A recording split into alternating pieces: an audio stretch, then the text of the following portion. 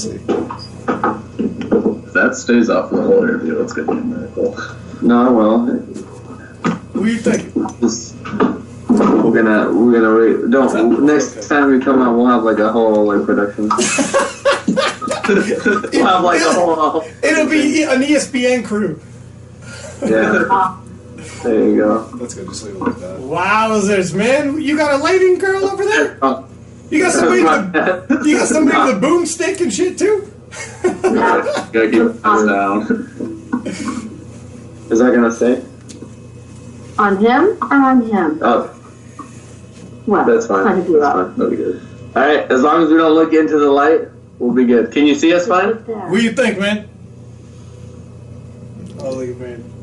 It should be okay. Alright, let's rock and roll. Hold on, right here. I know. They're not gonna see you. Is that the makeup girl right there now? You got a makeup crew too? On the production for years. We're at mom's house, so she's helping us out. At least you guys get a tan. Alright, we're good to go when you guys are. At least you guys get a tan out of this by the time you're done. There you go. Well, you guys are in Cali, man. There's no shortages of tans there. So if you hear a voice, that's Randy talking. You guys can't see him, but he'll pipe in every now and then. So, I mean, I guess we could take it from the very top. What do you fellas been into? Everybody's seen you guys at the Raw Nationals, at the Worlds. What's been going on right now? Are we live right now? We were live like 20 minutes ago, man. No worries. We'll cut that out. What's going on? All right. Where we been at? What's going on? Training for US Open? How's training been going? Training going for US Open. So, the last week, he hit like 1,800 in training pretty comfortably. We've just been kind of like staying in shape, not really pushing it too hard right now. Mm-hmm. But I was just telling him like 12 weeks out, we're going to just really push the volume. Obviously want to keep him as healthy as possible, but we haven't started to turn up yet, but we will. And I think his base right now is higher than it's ever been, especially like, you know, like this far out from a meet, not tapered or anything. Mm-hmm. So we're definitely in a position to do something special. Yeah. How's the transition you guys been feeling with the wraps? Is that a whole nother world or what? It's been pretty good so far. I haven't really pushed it too much. Just trying to get used to them. I got timed my best PR without wraps, in wraps at like an RP like 7. So easy. So. Yeah. No shit. The wraps are honestly, it's just especially those. I guess there's like a Mark Bill plug. Those red slingshot wraps. There we go. There we go. You just gotta really like if you crank them on there, and you just hit the hole, and you just gotta basically hit depths, and then like it'll do everything for you. And especially the way John squats being super upright, and he's got a lot of like it's like a lot of forward knee travel, not too much hip hinge. Anything that you add to his knees is gonna just propel his squat a shit ton. So that's right. I didn't even think about that. The way you squat is gonna be how much you get out of those wraps. So John's really looking at he could get a lot out of these wraps, possibly. If he hit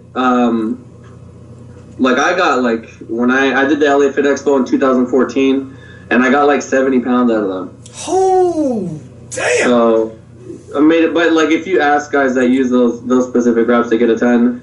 But you know, it's just the main limiting factor with those knee wraps with someone that squats like John is just going to be finding depth. That's it. So John had actually suggested adding in pause squats. I don't want to pause in the wraps, but like the more comfortable he can get in that bottom position, the better off he's going to be come meet day. Yeah. How often are you squatting those bad boys to get used to? Right now, once a week. Yeah. For the whole session, or just like the top end, the like top set? He'll do like a couple heavier sets in them, and then he'll do some raw stuff. We don't want to do all wraps because then his legs will like atrophy. Yeah. So he has to make sure he's hitting hitting. His base has to always be like, you have to have a big raw base. Like that's why you see a lot of like your guys are strong in both. It's because they keep a big raw base. I have this theory that I have not tested because I don't really coach lifters too much in knee wraps. That if we like, you could literally just do singles spread out throughout the week, and then just do like add it on top of your regular raw stuff. I did coach a guy in Brazil who competed equipped, and we did something similar to that. You just have to like know your groove and find your groove in the wraps, and then most of your training you want to do it like raw. It doesn't really make sense to be doing like, you know, sets of like anything over 5 like in wraps. Even 5 is like kind of, you're gonna want to wear out your wraps, and 2, it's like wraps are just another variable. Like he asked me the other day, do you have a wrap roller? Yeah. Like I didn't use a wrap roller. I just used like a guy who pulled 800 for a penny. It's like you use an entourage, right? You mean for like an entourage member as a wrap roller? That's what you get. Yeah, like honestly, I was lucky enough to have the guy that was going to wrap me on meet day with me like every day that I squatted and wraps. So that was like really lucky. I don't know if you're going to have that, but you can kind of, I don't know if you guys have seen those videos of like Milanachev with like 17 people in the room like trying to help him get his knee wrapped on. That's what seeing that raw UD with literally 6 people. Like there was one guy like holding him down, and then another guy holding that guy down. What? What they said? A dude holding down a dude is holding down a dude. That's crazy, man. Production right here. That's a production. No shit. No shit. So the wraps are coming away, and everything else in training is kind of more or less the same, or is there going to be some shake-ups? You guys going to try some new things with this, or? I think if anyone's been following John Cygnus, which I'm sure everybody is, we've got the winning formula. Yeah. So we're gonna keep pushing that, and to be honest, I don't know if this is gonna come up later, but there's a little funny story about John's prep for IPF Worlds and how like some things didn't really go. Let's hear it, man. Let's hear it. What happened? All right, so I'll start. Like you could just jump in at any point. Like we're supposed to deload, right? I think we're supposed to deload, and during that deload week, I think you did like 500 for like 1,000, 10. Yeah. So he does 500 for 10, and I was like, all right, well, fuck like, that. There goes that. That wasn't really part of the deal, but whatever. And then I think it was like a little bit after you said it was like your SI joint or something, or like your lower back on the right side. Yeah, my right hip was like rotated a little bit forward, so it was kind of giving me some pain in the lower back area. And this was like, so basically you couldn't pull. That was like 8 weeks out when that happened. Yeah. But it was just like a lingering thing. Yeah. And we didn't really get to you didn't really train deads like going into Worlds. 3 deadlift workouts leading into Worlds. Yeah. Oh shit. And some of those days were just kind of like go in, hit what you can on squat, like work up to like 6, and then that's all he can handle. But it's better to like he's kind of in a weird scenario. When you're at Worlds, like this is a world championship. If it's a local meet, you could just say, "Oh, I'll just scrap this meet and do another one." Yeah. It's different when you're doing Worlds. Like you got to find a way. So and the hype, man, the hype around this one in particular, like this was the one everybody was all over, man. I think it was the most viewed session at IPF Worlds. Yeah. I think Ray might have been bigger. Maybe only Rays. Yeah. But beyond that, yeah, for sure. But the hype beyond it with you and Gibbs was way beyond. People were talking about that months leading into that. Like Ray, people watched Ray's session. With all due respect, everyone who's going against Ray, they were watching Ray's session, see what Ray was going to do. This was the biggest showdown by far. I don't know if we've had, just because the sport is growing like crazy. It's international with social media. In this era, which is the biggest era for powerlifting in terms of participation and reach, this is probably the biggest showdown we've seen, man. It was hype. Yeah. It was hype. Yeah. So let's hold that point. Okay. So basically, the point of the story is, with dealing with like an injury and not even being able to train the way that we want, John was able to become world champion. And I think there are, I think like me going through a similar situation, like I literally went through the same thing leading into the Arnold last year, where I just pulled for 3 weeks. Like I did like 5 singles, and then I did 3 singles, and then I did 1 single, and then that was all I could do. Yeah. And then I remember writing the email to John, like, you gotta hit this like exactly how it is, and if you can hit this how it is, we're gonna be fine. And everything worked out. You know, that session was definitely this is like something that I don't really hear coaches talk about too much, and it's like, for me to have been there, to be in that is like an extremely. So you guys were saying it was hyped up, right? There was a ton of pressure on everybody involved. Like all eyes on you. Who's gonna look what happened to Ronda Rousey when she lost her. I was just thinking the exact same thing. Just like fell apart.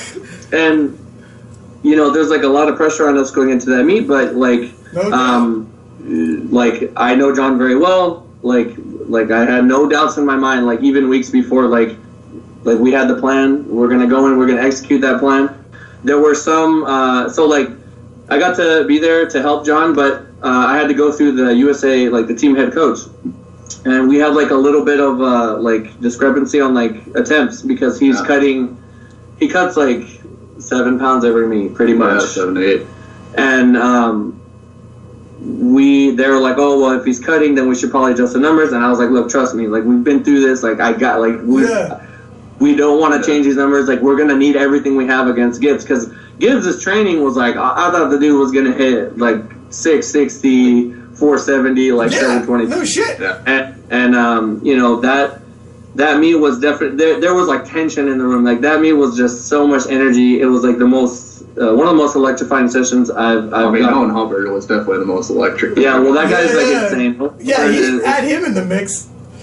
I actually didn't get to see him too much because I was, like, so busy. Weren't you telling me about him like getting hyped for like deadlift? He was like singing "What the Body Is." Oh yeah, well I mean I couldn't avoid that. Like we're trying to go out to Poland. So Hubbard was just singing to himself, and it was kind of like after John hit his 3rd squat, then it was kind of like, all right, we have the momentum. He started to open up. We started to feel a little bit more relaxed.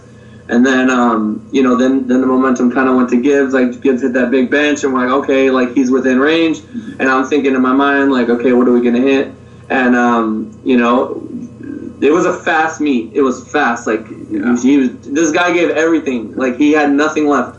And he put it all out there. And I was a little, like, somewhat worried because I saw Gibbs, like, he locked out 727 at the Arnold, but he couldn't hold it. Yeah. He locked out, though. So making him go for 722 is like it's there. It was close. You know, shit. He might get it, and I just remember thinking, like, we gave everything. We did everything that we could. We dealt with adversity. We came here. You know, we did everything that we could. Like, regardless of the result, like, there's nothing more we could have done. Like, that's what you want at the end of the day. You want to know that on meet day, when you're in that scenario, this is a very extreme scenario. You always hear people talk about balance. This is a IPF World Championship. This type of showdown is exactly what the sport needs to grow, to get more attention, to you know, just to evolve, to get bigger. That's what people want to see. And I think even when I try to like create that with other lifters, like. Everybody's so like, oh, I don't want confrontation. I don't want to create. It's just like a friendly rivalry. Yeah. You know, if you had like, you know, I'm gonna just drop names. If you have like Bryce Lewis and Screamer, actually Screamer, he called out Bryce. He said, you know, I'd love to go head to head at Bryce at the Arnold. Yeah. And I was like, oh, that's what we need, right? Yeah. So I mentioned it. And they're just like, oh, well, we just want it to be a friendly thing, and it's like, like, man, you guys are. I'm trying to create like, why do you think the WWE is so successful? They have these rivalries, right? And even if behind the scenes you're like, look, man, it's all just talk to hype it up. No, nothing personal about it. Like, you had met Gibbs beforehand. and I'm sure you guys were cool, but you guys were both kind of hyping it up on your Instagrams and shit. You had the pictures squaring off like fighters. Yeah, that's what we needed. That's honestly what we needed. Were you guys both on the same page with that? Or was there a little bit of tension? Because you're on different sides of the world. He had JP, you had Flexx, two hyped up coaches. Like, it was big, man. I don't think there was too much like hype from us other than that picture. We were just kind of like, oh, let's buy into it. It was more like our fans or like people on the internet just being like, oh, Haack versus Gibbs is gonna be crazy. Like, and we were like, well, let's put on a show. Well, it was funny watching like if you posted something or Gibbs posted something, people were instantly like tagging you guys on it to show you the other guys and comparing. Like you guys weren't seeing it anyways, but it was pretty interesting to watch. And we, I can't lie too, as the running like the IPF at times, the Instagram account, I'd post you guys side by side doing your squats and shit. Knowing I knew, like, if I seen you had done some squats around the same ranges as he did, I'm like, I'm gonna post this shit side by side, help hype it up. Same with like our Squat Champs accounts. That was dope, man. That was dope. I love that stuff. Like, I think even with guys in my class, we create these like little like fun rivalries for us because it's fun and it's I think. John is doing the U.S. Open. This is going to transition into kind of another topic that I think it's a really big topic, and I hope that one day maybe the higher ups in the IPF can hear this and I don't even know who's up there, but if they listen to the consensus, but one of the so John's doing the U.S. Open, which is obviously it's not an IPF competition.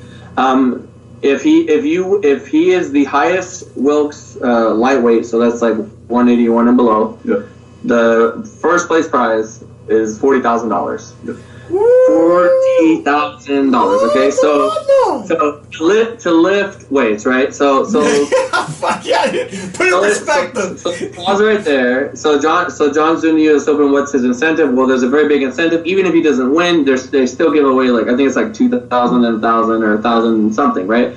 Regardless, John being he can say that he's the best in the IPF. If he doesn't want it because he's too humble, I'm going to say it. He is the best. Lightweight lifter in the IPF. Obviously, if you look at the Wilks score and everything, he is the world champion. He's done all that he needs to do in the IPF. The IPF now, Worlds is in Belarus. Belarus is in like Russia. It's like a bajillion dollars to go over. There's like $2,000 at least, and it's not easy to get there from the airport. It's like a hassle, right? Yeah. So.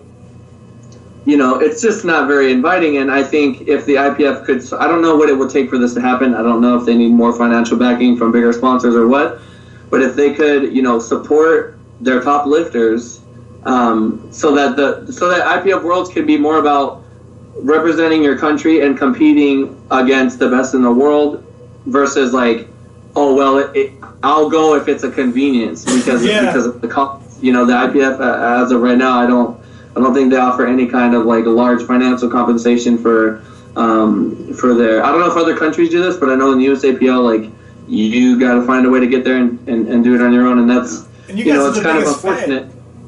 And to the big sponsors out there, I don't understand why they didn't see like Haack and Gibbs was like the most viewed like session. I need to make this happen and put my logo all over it. You know what I mean? Like why? Like what if like Slingshot was like, all right, like we want you for this to happen for sure. We're gonna send you guys a bunch of gear, and you guys are gonna hashtag us whatever in your training, like leading up to the meet, and then maybe they cut a deal with the IPF, so like when you're doing the broadcast, they'll have their logo in the corner or something. You know what I mean? That could have been an opportunity, but at the same time, it's like if we go to that YouTube video right now, how many views did this got? Like 20,000 plus, maybe more. I have no idea. It was 30,000 like that day. But maybe if you take like 5% of all those people that actually buy the product, is that worth it for them to put up the money to get them there? I don't know. I just think the IPF has a chance to do something that no other federation. They have everything that they need. They have the international support, whatever. We just have to start, supporting your lifters, support your superstars, and like take the sport to the next level. You know, if one day, hopefully in my lifetime, I can see the powerlifting make it into the Olympics, and I think that obviously it would have to be drug-free powerlifting. Like the Olympics is big on that. Yeah. So imagine powerlifting got in the Olympics, and John goes, and then like Nike wants to pick up powerlifting and say, hey, we're gonna deck you guys out in all Nike. You know what I mean? That you're set. You know what I mean? Like they're gonna pay you like a lot of Olympic athletes make their income from just sponsors. You know, they don't even need to do anything else but focus on their training and marketing the company. So I don't know. I just hope. So well, talking about big money, and so we're talking about U.S. Open right now, and yeah, there's $40K for best lifter. I think there's $10K you win your division, $5K second place, and that's just second. And John's definitely got to be a favorite to win his division and possibly best lifter. So if there's that much cake on the table, and you were talking about how like you like to handle John, you know John well, is that added pressure? Man, that's $40K.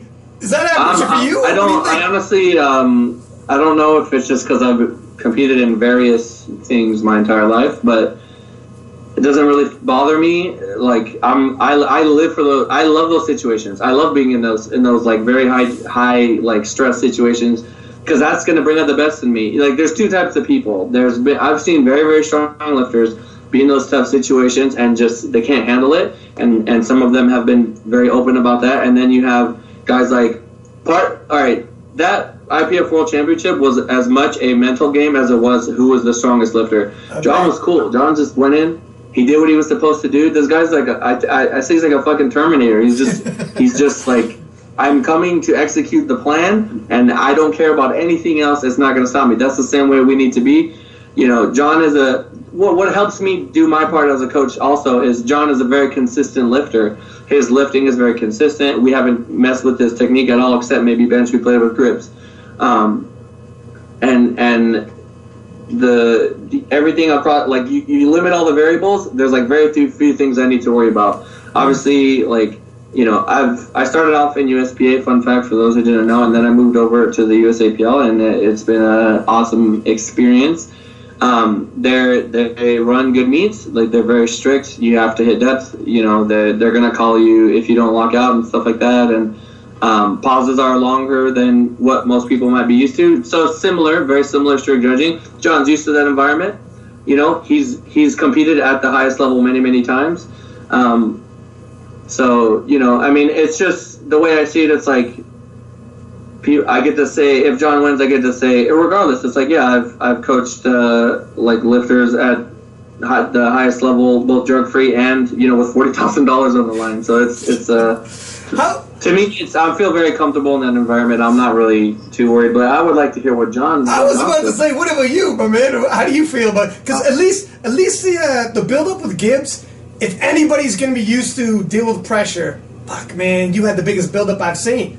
You think that helps? I'm excited for the pressure because I feel it brings the best out of me. Like going into Worlds, I remember I hit like a 600 squat at Nationals, and then like 2 months later I see Gibbs hit like a 660, and I was like, oh shit! Like, oh shit! I set my squat game off, and I'm hitting 656 or whatever at Worlds. So definitely brings the best out of me to have pressure, and you know, being like a guy like Ben Pollock's pulling like 800 makes me think, wow, I gotta step up my deadlift game now. So yeah. And so before the IPF Worlds, like the night before, honestly, because that shit was crazy. Everybody was watching. I told the dude, Martin Fleck, who was with me doing the commentary, I was like, listen to me, my man. This is our Ali Frazier. This is our Tyson Holyfield. It's going down right now, right? And the hype leading up to it. The night before, like, could you sleep? Could you eat? How does that shit hit you? Well, I was cutting, so I couldn't really eat that much, but... That's right. You didn't have problems. Actually, it was really nice, because a lot of the times I do have problems falling asleep before meet, but luckily our session was at like 4, so no matter what, I was going to be able to get like 8 hours of sleep. Yeah, so that doesn't count. So the day before, so at IPF Worlds, I was like coaching with the juniors, helping with the juniors, and then I had like a day in between. And I just like, I remember I was with you and I was just like, you gotta eat, like you gotta do this, like have you eaten, just making sure that he's good. And I like, I mean, obviously I can't do this with every lifter, but if I can be with the lifter a little bit the day before, just kind of like, it's like you're becoming like a cohesive unit, we're both getting our minds right, we're both gonna be in that, very, tense situation. I think you went in and you were watching one movie like over and over. Miracle. So shit! Now everyone's gonna be watching that before their fucking meets. Miracle and Space Jam. He was in a little bit earlier than everybody else, just getting ready for the day before, and I was just like ready to go. Like I'm ready to get this done. I'm ready to do what we came to do, and John. He did everything I could have asked. I remember you were underweight, a little bit underweight, and then we got to eat a Twinkie. Yeah. Twinkies actually, this is like what I use, and I actually like picked this up from him. So a Twinkie is, what is it? It's small. It's very physically light, but it's got a lot of carbs. A lot of carbs. Yeah. So if he can, you're kind of. You want to start adding things back in aside from the water because water is heavy. Mm-hmm. So if we can like blunt that hunger and get something in the system, a couple hours before weigh-in, that why not? You know what I mean?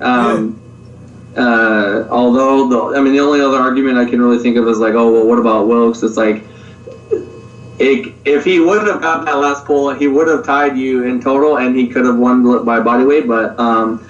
That's like such a minor thing, and I would rather him be very strong and be able to put more than 2.5 to 5 kilos on the bar than it come down to them tying because he was like so hungry, You're banking on the chances of a tie is you might as well go in strong because the odds are you're going to need to be strong, right? Speaking of the weight, how much are you cutting for the U.S.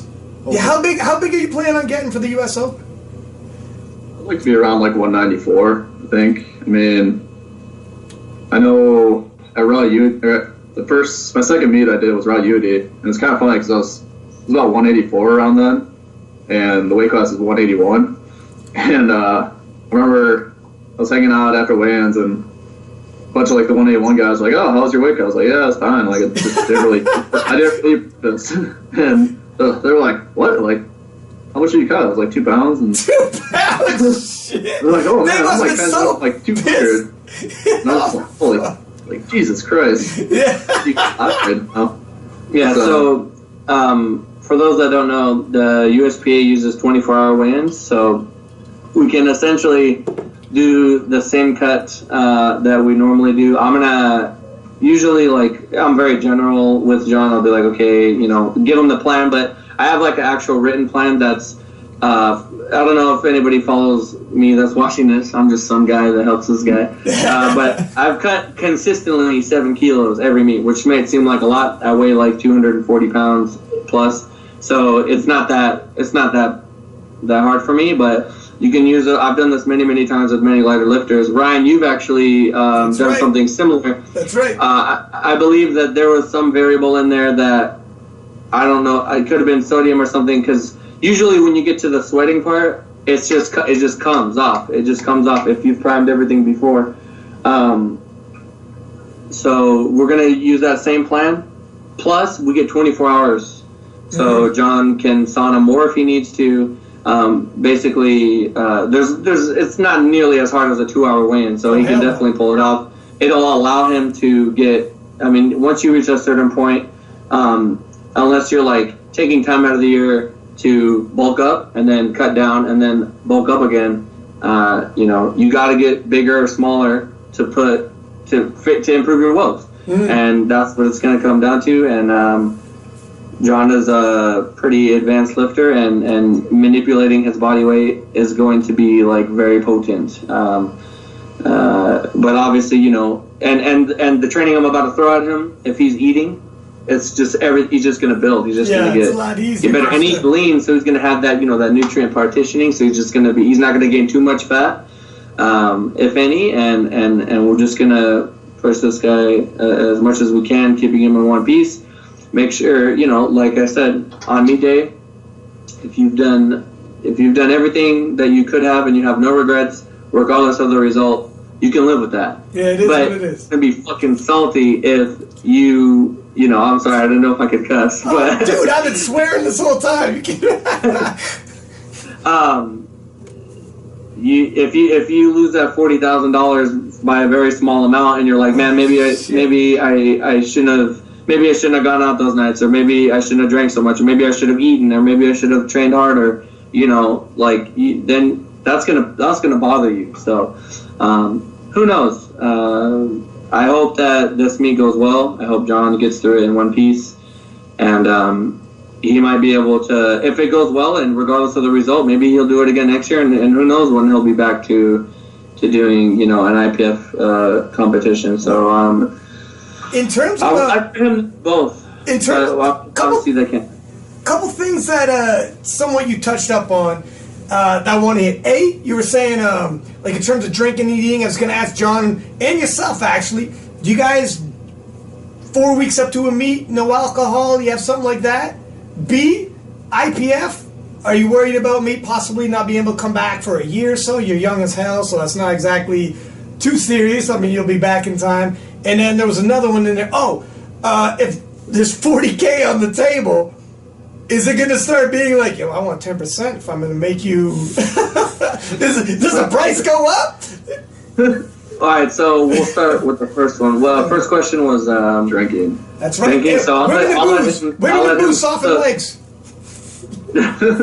So I'll just get my part out real quick, and then John could go in on his. And he has like a very balanced approach, but I just don't drink. I've had like some people in my family in the past that have had issues with alcohol, so just for me, it's like a big thing just to like stay, as healthy as I can. I'm not I'm 1790 kg total is not bad, but I'm not a John Haack. I don't have crazy great genetics, so I need every little advantage I can get. So I just, if it doesn't help me, and I don't really need any social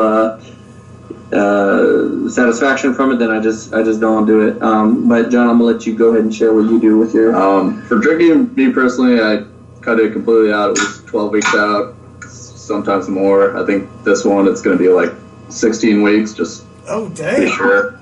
And then after a meet, I'll usually take like a week or two where it's a little bit like, all right, I can relax a little bit, go 100%. Yeah. But yeah, otherwise, usually keep it at a minimum if I can. Yeah. You guys believe in that? You know, like the Rocky, Mickey tells Rocky, women weaken legs. You think that shit's true or what? Women weaken legs. No, I can promise. I can attest that firsthand that is not a concern that anybody should be worried about. As a matter of fact, it can help get your hips loose before. Oh, yeah, is that right? So, is that right? Well, I'm shit out of luck then. There you go. It didn't really work out for less. Well, hey, there's a story there. Maybe, I don't know. No shit. So what about any other question? Oh, in terms of the IPF thing, are you worried at all about that? Like, have you researched if there is repercussions, like if you lift against a lifter who's previously suspended? Isn't that the one? It's the Ed I'll start, and then John can tell you what happened with him. So there are rules that I've had to deal with time and time again. I've had lifters compete in the LA Fit Expo, where obviously I think last year there were a couple guys who were currently they've competed in the IPF. They got in trouble for something while they were serving their suspension. I had a lifter competing. So technically, that lifter, the rule is it's such a like broad rule, but it's like if you compete with someone who is currently serving their suspension, and I think that's just in general, then you're going to be suspended from that date for 1 year. Then the second part to that rule, if you can't do like an invitational that is from another federation or an international from another federation. Obviously, this This is an invitational, so that's kind of inhibiting. There are rules also against competing. For example, let's say John competes at the U.S. Open, and all the lifters are clean, but there's a coach that is like technically like he's an official coach, and he's serving. It's Ed Cohn. Let's say it's Ed Cohn, right? Lifetime ban, right? Yeah. John could get it. Well, not even if it's a lifter, just if it's a coach. So there is a rule in there about coaching, but I don't know like how much they're going to look into it, or if anybody is even going to look into it. Tell them about like rum.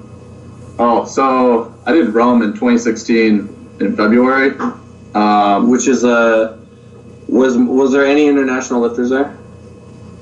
Yeah, there's Jay Naron, Kate Weber, Canadian lifters. Yeah, so there you go. Canadian boys, yeah. So you have so it's an international competition. So from that is not IPF. Yeah. So from that date, had a 12-month ban. Did nationals 2015. That was in October, and then so my ban would have been up February 2016, but I was still able to do Worlds that year, even though so my ban lifted before Worlds. Yeah. But yeah, so this year, once it came out that I was doing the USAPL, US Open, they told me, oh, you're gonna be banned for 2 years, basically, because He was actually contacted. Well, did the email said one year, right? yeah, they never said anything about 2018. So the reason why we think it could potentially be 2018 Worlds, which is in Canada where you're at. No shit. That's Gonna right. be, I might actually come to your national. Honestly, I might come. Really? It's the week. I have a couple guys doing it, and it's the week after the Arnold. But I just need to, check some things to see if I can make it. But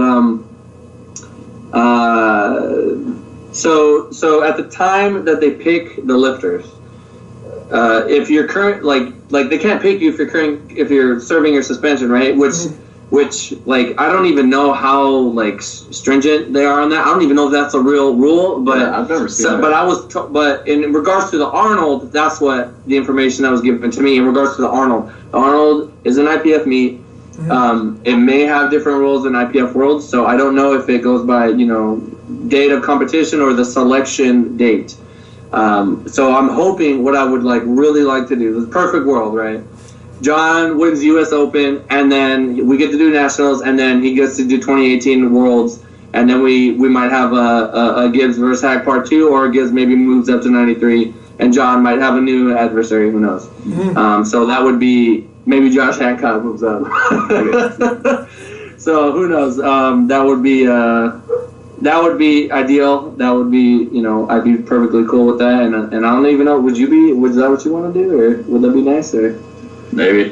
Kind of play it by ear right now. We'll see. Yeah. Because the thing is, that's if U.S. Open, and also, like I said earlier, if the U.S. Open is great and John enjoys himself and it's well ran, he might be back. Yeah, that's the thing. If it's $40K every damn year, it'd be hard to say no to the next one, right? But that money is gonna attract obviously John's drug free, so there's only so much he can do to get stronger, whereas some other guys might be willing to really put their health on the line in order to try to win that. Oh, they're going all out. Yeah, and granted, it's, I don't know, man. People are sacrificed to win, right? Do whatever it takes. So who I don't know, man. We'll have to see what kind of freaks that money brings out of the woodwork. Who you guys think is going to be the main guys you got to look at the U.S. Open? Is Jesse Norris doing this one? No. He's not. Jesse Norris will not be competing until his shoulder is better and he is 100%. And for those who are wondering, because I get asked this all the time, I do not coach Jesse like I do with John. I just, before meets, we talk, we touch base, make sure things are kind of generally moving in one direction, and making sure that we come up with, the plan, and on meet day we're on the same page, so that when meet day comes, we just, I don't even need to talk to him, we just know what to do. Based on what happens, we're just moving. So, yeah, Jesse is not doing that for a little while, but So who are you guys looking at for U.S. Open if Jesse's off the table? Who are you thinking? Jesse would have been in the heavyweight, believe it or not. Oh, that's right. Yeah, Shit, you guys are so close. Jesse wouldn't even cut, even if 24 hours, eh? He just doesn't like cutting. He's very lean. Yeah. He's very lean, and he's like 200 pounds, so that'd be and he's drug free also, so that'd be rough to do. So Yeah. who do you think is the? I mean, I was looking at the roster last night, and basically everyone on that list, I was like, oh, he's gonna be tough. He's gonna be tough. Yeah. Like he could come out of nowhere. But yeah, I'd say maybe Ben Pollock is probably the guy I think has If he can hit that, yeah. he will be difficult to deal with. He's got a very big squat. I mean, Anthony And deadlift. Polbika has the highest total going into it, so Which is what? 1,900, I think. When was this? This is the last one he did? Yeah, I think a few weeks ago. It might even be Oh, so more. he did recent. Okay. It might even be more. Now Ben's So, huge. Though. I'm This like- is for best lifter you guys are talking, right? Like he's not going to make Yeah. 181, Like is he? 165s that have a chance too. Cal Caw and I don't know if that's how you say his name, but Mika Moreno, Yeah. Paul Lynn. Do you know like what kind of weights Malik. we're looking at? Yeah. Probably close to 6. Close to 6, huh? Well, with the wraps and that deadlift bar, we're gonna. It'll be a fun meet regardless. Just no injuries and John coming in and out of it. You know, he's gonna perform at 100%. He's not gonna be hurt. That's what I want. If we win, if he wins or places high, which I totally think like he can do. Like obviously we're gonna try to win. That is an incredible accomplishment for you know. I don't know any guys that are like drug free going in there that are a threat to the top guys, and it's just very it's the next natural step for him. You know what I mean? Like this is the next level up. This is probably going to be the most competitive. This will be the most competitive meet the USPA has ever had. So I can definitely say that.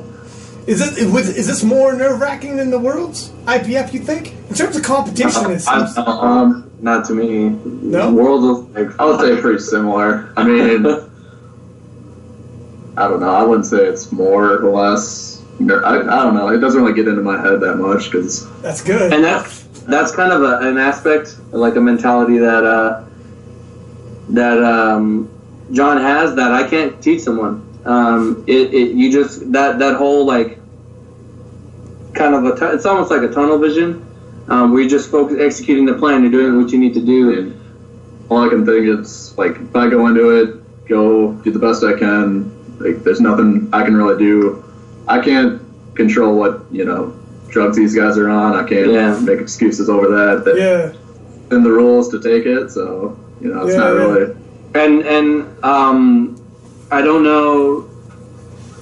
Let's just say that John has the potential for sponsorship opportunities that are far greater than anything any powerlifter has ever seen. And in order to do that, he would have to stay drug-free. And I'll just keep it kind of vague, but definitely there could be some potential big opportunities coming up in the future for John, and we just need to keep pushing. You're teasing us now. No, we'll find more information later. So we'll see. Okay. Is it Nike? Just let me know if it's Nike, because fuck me if it's Nike. He switched over to CrossFit and he's Nike. But doing podcasts like this and just trying to promote like drug-free powerlifting as much as we can, and put powerlifting in front of those big companies, like who knows, and it just makes sense. Like how many sports are in the Olympics that are like, what is this? Like there's race walking, man. Race walking. Hey, we laugh. I'm trying out. Me and Randy are going to be fucking synchronized race walking for the next Olympics. Fuck it. Let's try it. No, I know. Yeah, powerlifting for sure good. The thing is, though, and I think it was actually Brett Gibbs who said, if powerlifting goes in the Olympics, he was worried that, like, I think Juggernaut was just saying, I think 11 titleists from Olympic weightlifting over the last 2-3 Olympics got their medals taken away. And so, because once it's Olympics and heavy sponsorship shit gets dirty, right? And I think one dude was in 8th place, and then he got bumped up to 3rd, like, because all the other guys ahead of him. And then that guy, the next Olympics, failed his drug test. No lie, man, no lie. So there's the good and bad, but yeah. That's unfortunate. I mean, I think in the IPF, there's it's a lot cleaner than what people like to say. There's that whole this is very cliche. There's whole hate us because they ain't us thing. We don't I'm gonna be a fan of clean lifting anywhere. Doesn't have to be necessarily in the IPF. If you even if you choose to use steroids, that's your choice. And I have I don't really have a problem with that. Just don't cheat. Yeah, that's it. Just don't cheat. That's it. Don't if it's against the rules and there's so many different viewpoints on that. Some people say, well, if it's not cheating if you don't get caught and stuff like that. But I know John has you didn't start out in a drug-free environment. You started out competing in whatever fed he could compete in, which I feel like in the Midwest it's a lot more USPA than no, there's not USPA in Wisconsin. Really? Yeah, that's interesting. I guess it'd be more UPA would be the UPA. See, we don't even I don't even know what UPA stands for. I know shit. So, but I mean, there's a fine line between something that you do because you like it, it's enjoyable and it's fun, and you're just having fun versus all right, there's money on the line, I want to win. So that's where you're at now too. That's where you're at now. The money is on the line. Now you went pro. But that's Olympics is the opportunity to lift in the Olympics. I think is worth more than $40,000. I would hope so. There's the one dude from Iran and another. This is Razazadeh, who's the heavyweight champ. He got offered $10 million to leave Iran and join this other nation to represent them in the Olympics. He said no. 10 mil, man. So who knows? John's young as shit. If we go to the Olympics, powerlifting goes to the Olympics. Fuck, man. All I'm saying is he could get a super legit sponsor, and it could just do great things. That's the thing, and I believe Gaston Parage, who's the IPF president. Overlord, we call the IPF Overlord. He said it was some meet in Europe, and they interviewed him, and he said, "What we need to do to propel the sport forward is to highlight our superstar lifters, and not support cheaters." That's pretty much what he said. He said we need to pretty much just stay as clean as we can and push our best lifters, because I think powerlifting is it's obviously growing at an alarming rate. I think it's only going to continue to keep growing, and it's just a matter of time, in my opinion, before it becomes. I believe, in my lifetime, I will see it become part of the Olympics, and then that's just there'll be 3 Jesse Norrises, there'll be 5 John Hacks, there'll be multiple Williams, and that's. Believe it or not, some people have told me they don't want that to happen because then they're going to become irrelevant. Wow. And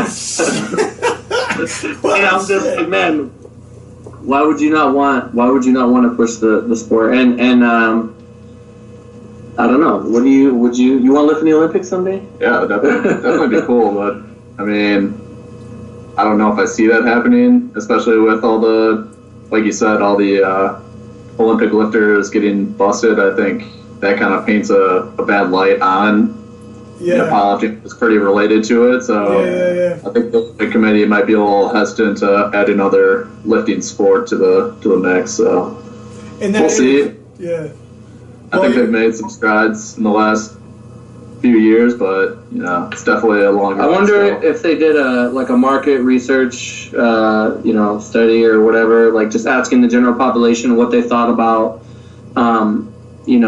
just put them in front of a Ray Williams squat and then just have them put their thoughts on paper.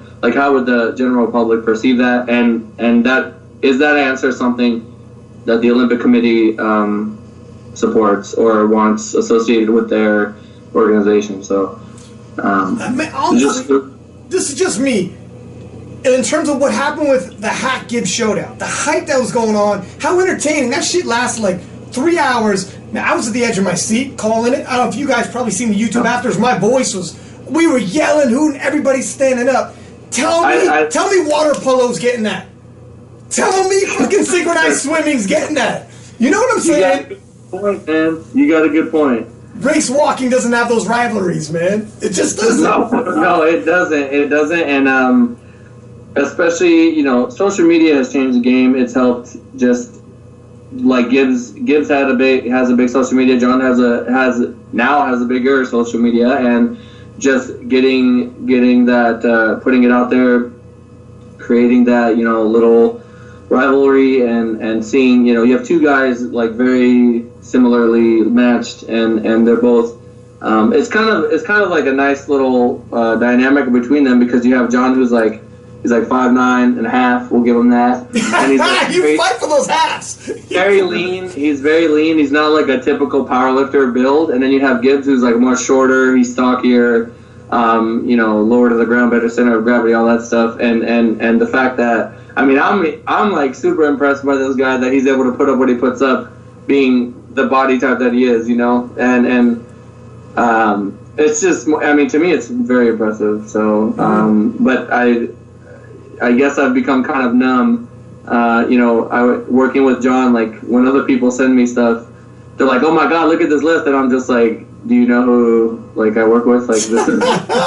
It's hard to get excited. John's like obviously very up there. You know, not to take anything away from anybody else, but I think it helps me also, just like when the less emotion I can put into like a rational decision, the more clearly I'll be able to think. So if I'm like over here like, oh my God, you know, starstruck about something, then it's gonna obviously like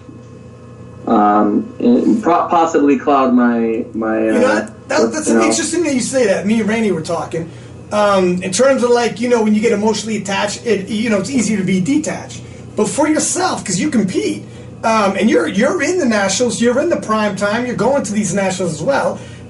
Do you coach yourself? Do you program yourself, or do you let someone else grab the wheel? Or how do you do that?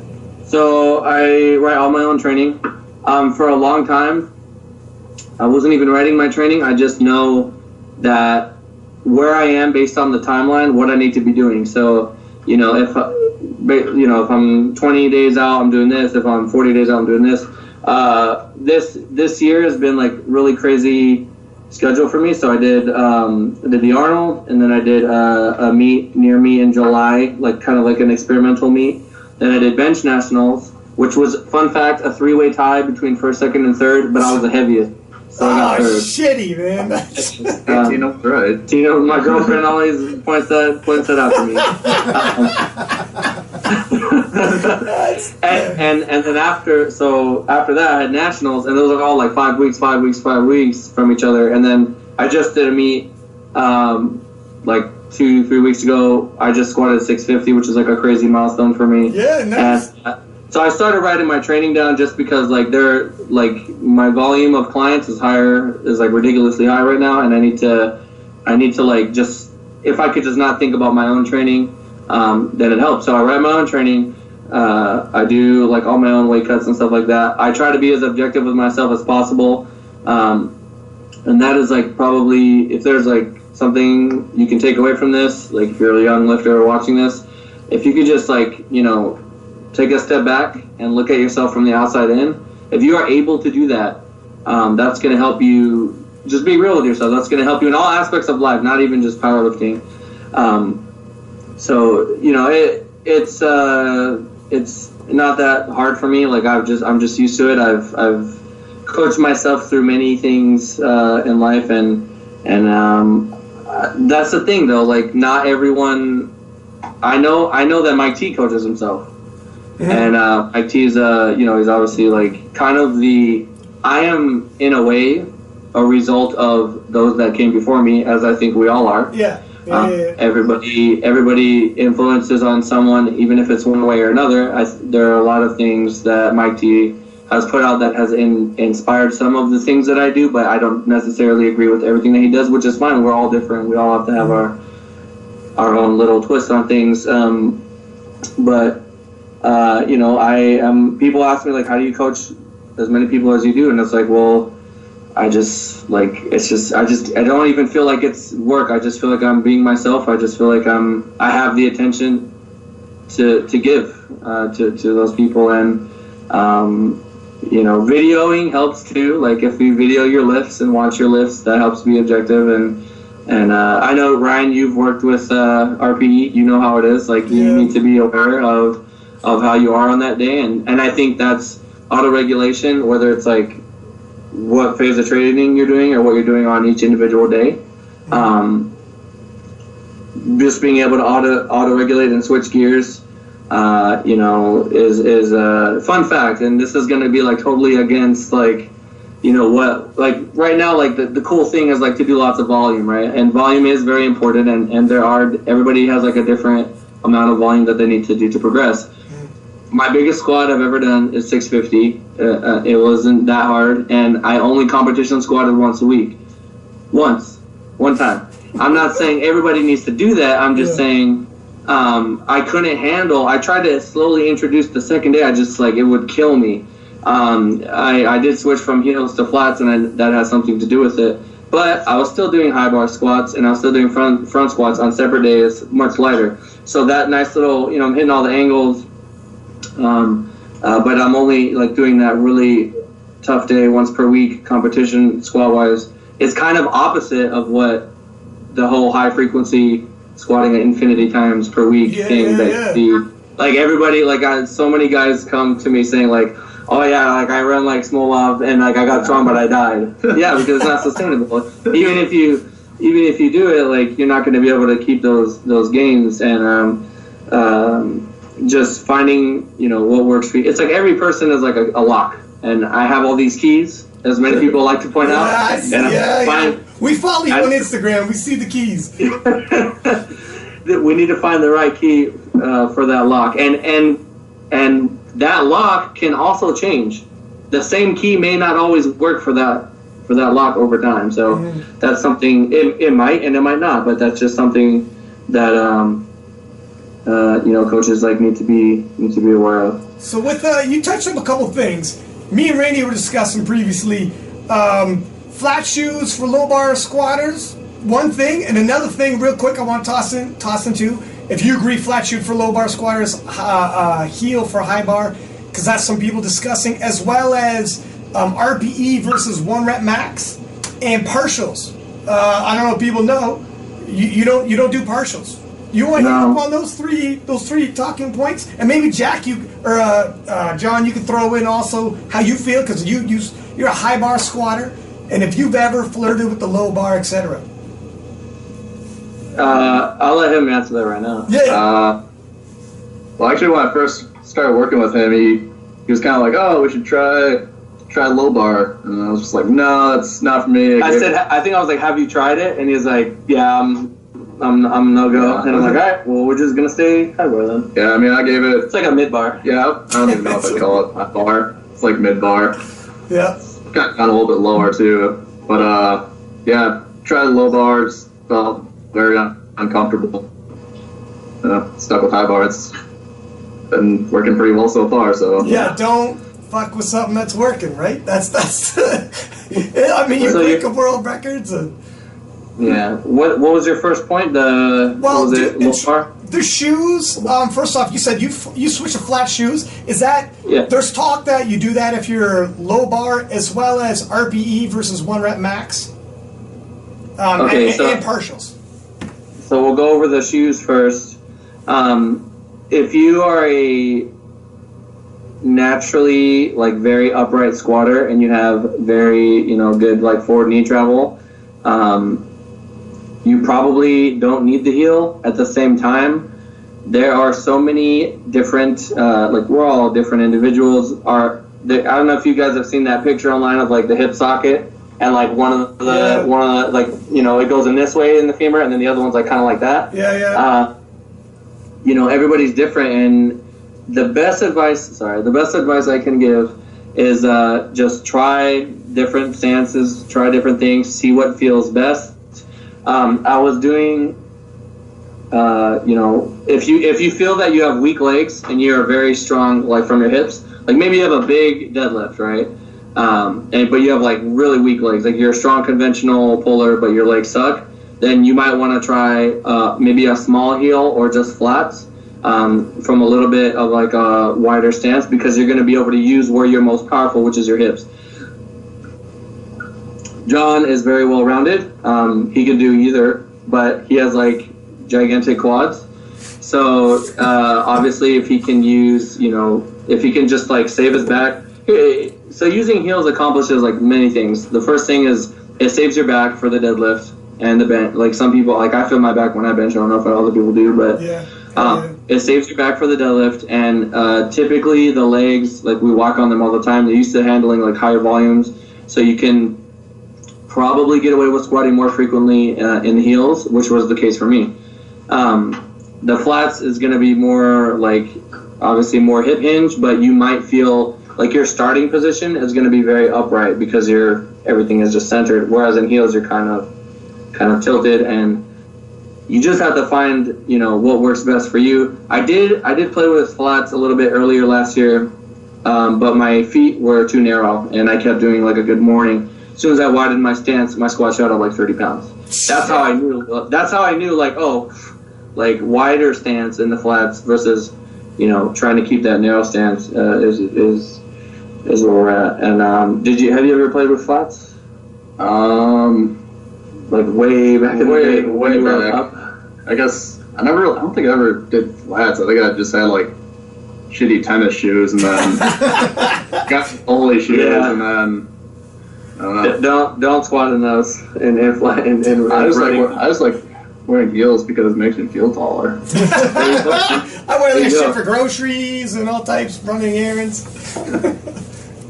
So when you walk up to a girl in the gym and you tell her your height, that's right. You seem more legit. Yeah. You put another inch on there. Yeah, and what was the next? Also, so the RPE versus. Do you believe in mostly RPE? Do you find, because you see some guys? I mean, it's a double-edged sword, right? If you force in a number, you'll have people trying to hit these numbers when the shit just shouldn't happen, and you're not there if it's online to be like, dude, today's not the day to be going that number.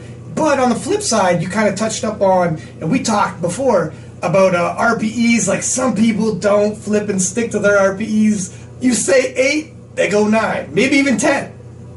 So how do you feel about that? I'll let I'm gonna like go in on that. Like I'm gonna go ham. But okay, here we go. I'll let John like give his first. All right, so he's always giving me like RPEs. Personally, I like to, think of a number like he says like bench RPE 8 for a single. Be like, all right, I think I could hit like 415, 420 at that. I'll like have that in my head, go into the session.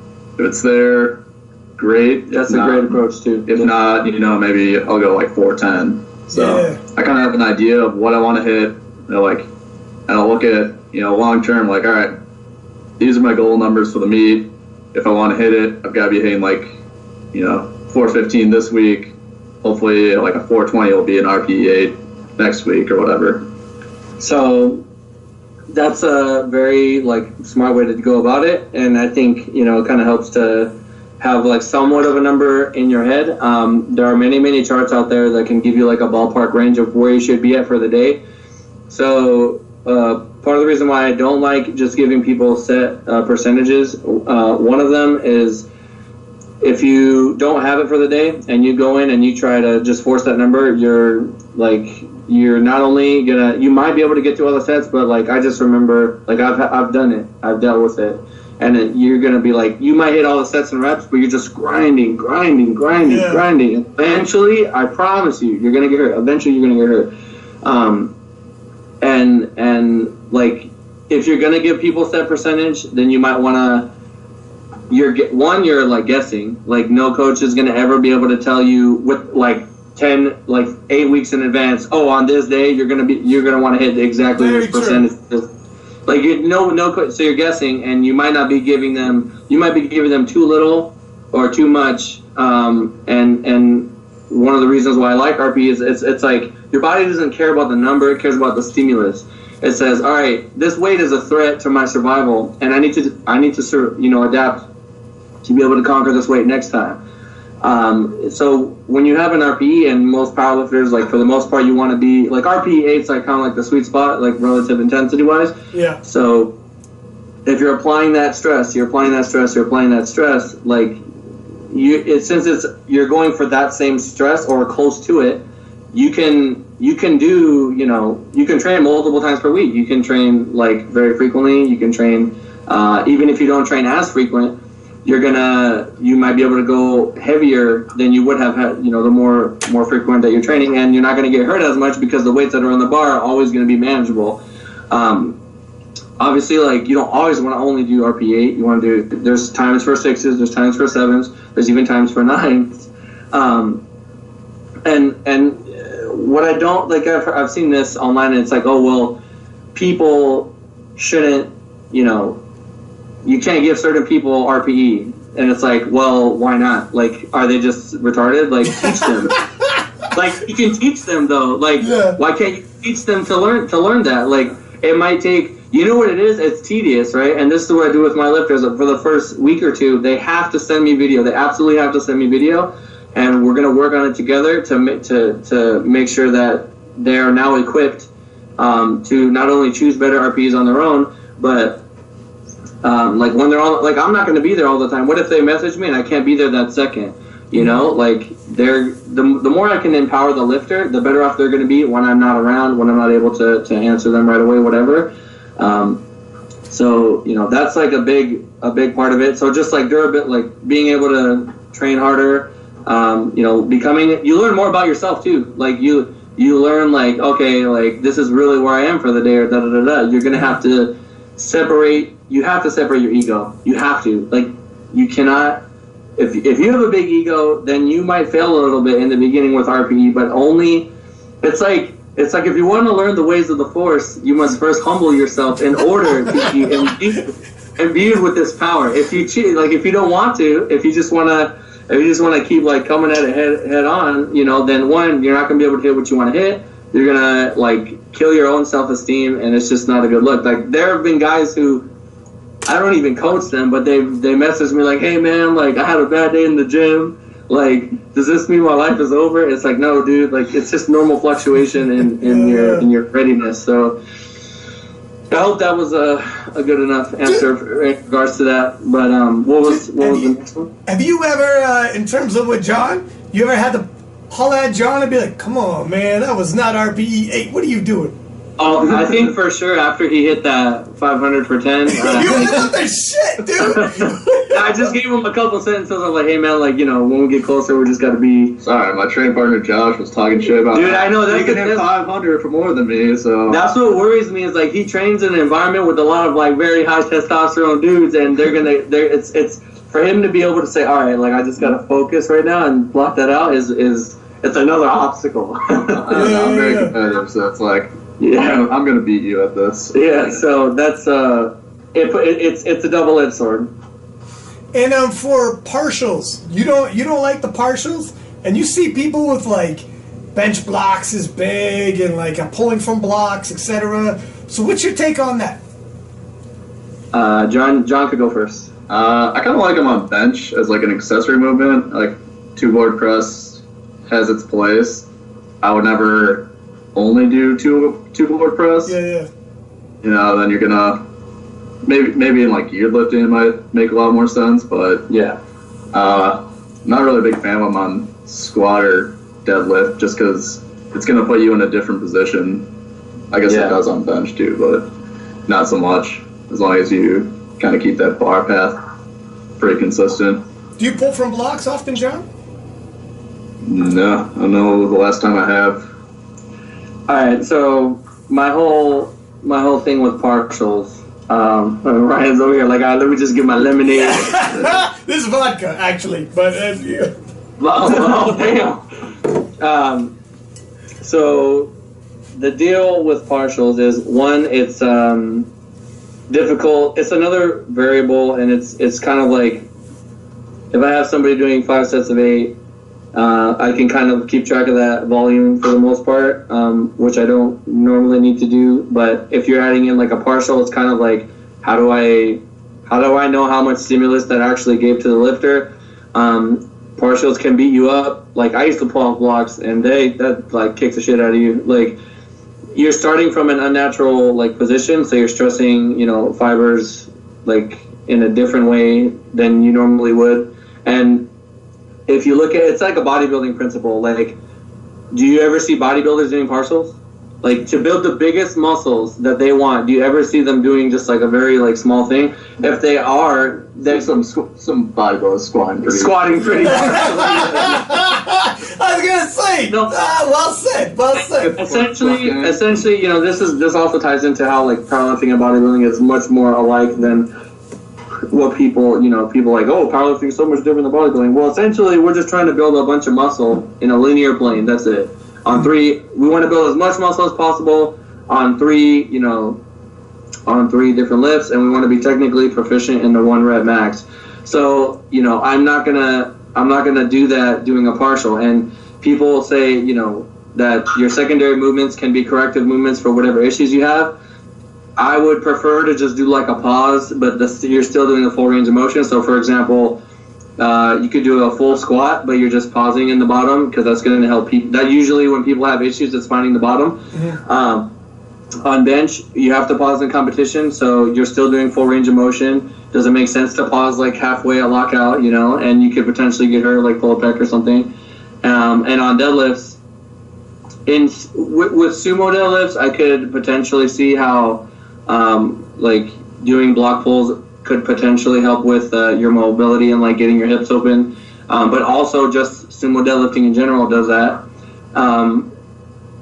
When people look at people lift and they say, oh, like, I always get stuck at this lift, at this portion of the lift, you're always going to get stuck there, because it doesn't have to do with like you being weak from that lift. It has to be you're weak from that part of the lift, because like if you look at, so like in the bench, right, most people, I don't know if you can see, most people get stuck like kind of like on this angle right here. Like, that's when the two, you have like your shoulder joint and your elbow, that's when it's like kind of farthest away almost, and you have to you're just overcoming shitty leverage from that position. Yeah. So you're always gonna, unless you could like shorten your arm or like make your legs longer or something. Yeah, it is what it is, yeah. And you're always going to be weak from that position, so why not just get stronger in the full plane of motion instead of spinning your wheels doing like, oh man, I hit like a freaking like 5-board PR today. Like, no, just train the main movement. Stop focusing on where you get stuck so much, and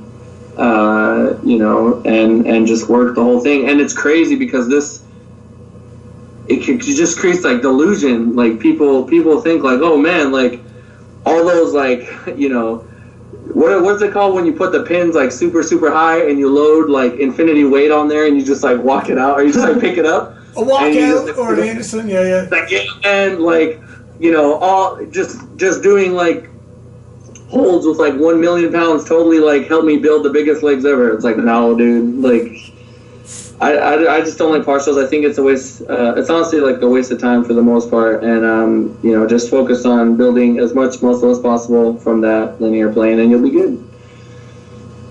Fair enough. Randy, you got a question there you're gonna ask? What's the most fucked up thing either one of you guys seen at a meet? Oh shit! You guys been to a lot of meets. You go first. I think Steve Emanuel in booty shorts at National pretty. Wow. Nightmarish. They just walking around like it was nothing. Just like, good for you for being confident. That's some psychological warfare right there. Wow. So, most fucked up thing I've seen at a meet, like by far 100%, was watching Brandon Lilly fall. I was like 6 feet in front of him when that happened. I actually helped them put a singlet on that day. So no! It was you! No, but it almost felt like it was me because it was the first time I met him. No, seriously, it was like weird. It was weird. It was like the first time I met him, And the first time I see him, this guy literally, and it was just, he just breaks both of his legs in front of me. It was the loudest pop. It was the loudest pop I've ever, and it was obviously very catastrophic and unfortunate, and he's still dealing with it years later. So did you put that singlet on? He steps out there, you're like, break a leg. And then he does it, you're like, oh shit, man, that was me. Damn. No chill, Ryan. Ryan went there. So what's and another thing I want to ask you. In terms of Jesse Norris, I don't know if you have an inside track on. Is he going to go to the Worlds in 2017? Do you know? No. Damn! Is he ever going to the Worlds? He's a young-ass man. He's got a lot of... So, we don't have Jesse, John, we don't have Dennis, Cornelius. We don't have... We're basically, our men's open team, we're missing some of our... I don't want to say that our team is not going to be 100%, but there are definitely guys that are inhibited by the distance of the meet. They're also, Dennis has won Worlds before, John has won Worlds before. Jesse is arguably the best lifter, in the world when he's healthy, drug free. So he why is he gonna go? He's not 100% right now. I don't know if you guys saw, but Dave Ricks was right on him. Oh hell yeah! And we all saw that. Yeah. But just he benched 350, which he's done over 100 many times. Yeah. For those that don't know, he did a strongman competition a little bit before nationals. He hurt his shoulder, and it's just been a struggle to get his shoulder healthy after that. And with missing his third squat on depth, and then only getting one bench, and then some questionable calls on deadlifts. He won, but it was rough. It was a battle with 57-year-old David Ricks, and that was actually no one would have seen that coming. But that being a battle, frick, man, everyone was all over David Ricks. It was a feel-good story because, all right, Jesse's still gonna win, but David Ricks being 57 years old, breaking open world records at the IPF Worlds. Well, there was a chance if Jesse didn't get his third deadlift, he would have lost. I know, man. That was nuts. I was handling Jesse, and I was handling a lot of people in that same flight. And I just remember he got reds on his second deadlift. I went over to the jury, and then the jury gets in their huddle, and they're like, "No, we're going to stay with the call." So I go to the refs that made the call, and they're like, "Oh, well, he didn't lock out all the way," which is such a vague, his shoulders weren't back. The kid literally just died lifting that weight, and to see them, when he locks out, he has a very, exaggerated kind of, lockout, and for them to say he wasn't locked out on the way just, blew my mind. And I just told him, Jesse, we knew coming into this meet it was gonna be this. It was gonna be a fight. Kind of Jesse kind of against getting all his lifts in rather than anybody else being stronger than him. You just have to go out there and leave no doubt, and end this meet right now. And he told me that helped him a lot, and I had never had a lifter say I try to give pep talks when it's time. And tell me that made a difference. Meant a lot to me. And if anybody sees that video, it was a very I was is this going to be the meet that Jesse Norris gets beat? Shit. That would really suck. That would suck. The David Ricks, that's George Foreman right there. You didn't run 2014. Yeah, the one after, huh? Yes. No, yeah. It was my first run. So he was there. Yes. So yeah, it's he doesn't get beat at Rome. He doesn't get beat here. Doesn't get beat here. But he gets beat at freaking USAPL Nationals. What the heck? Yeah. But Jesse's a good kid, and I wish him the best, especially with his shoulder. Was there anything in 2016 that surprised you? Any lifters that come out of nowhere, or anything that shocked you during that year? David Ricks comes to mind freaking now that we're on the subject. Jesus, man. He's been around forever, but breaking that open world record, and then obviously there's other factors with the Jesse Norris, but him and Jesse to be toe to toe, that's a crazy story. Every old man watched that hell yeah. Hell yeah, he gave people hope. Did you see what shoes he was pulling in? I know, man. I know. That's crazy. These just like Nike old running shoes. Squishy soles too, man. So what's your most like surprising lifter moment? All right, so Daniela Mello was kind of I don't even know her last name. I think it's Mello. We can look it up right now on the gram. But her name is Daniela. She competes in I believe it's the 84 kilo women's weight class. She's like 17. She took second at nationals just barely, and she's new. She came out of nowhere. She's I just saw her recently. She hit 405 for 5. She bench 225 for like 5 or plus, and she pulls like in the 4s, and she's like 17. Like holy shit! And she's like, just to be that strong, so young, and she doesn't look like she could like dress up, and you wouldn't even know that she's a lifter. You know what I mean? Like for her to just be able to say like, all right, let me put in work right now. That was very surprising to me. She made like I didn't know who she was, but people kept saying her name, and now actually one of my longtime clients is actually working with her, so to know that I had like a little baby influence on that.